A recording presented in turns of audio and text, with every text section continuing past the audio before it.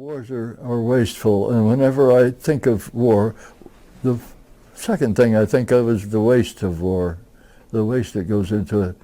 And I think of a man that I called Iron Mike.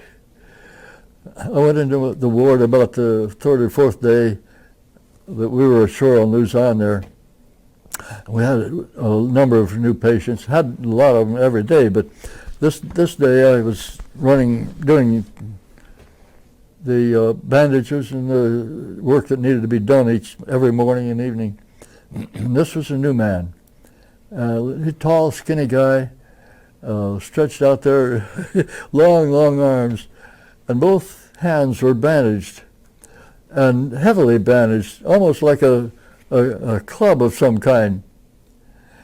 So I cut the bandages loose and started cleaning him up and getting him in good shape. And I saw, when I cut that first bandage off, the thumb was missing, and half of the index finger, and I think half of the next finger. And so I cleaned him up good and bandaged him up. And then I went to the other hand and did the same thing, and he had a finger or two missing on that hand too. Well, I always tried to talk to the patients and get their minds on something else rather than what they're facing directly.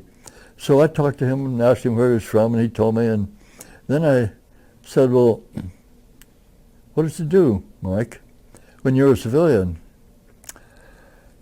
And he said, I was a concert pianist. And I couldn't think of one more thing to say.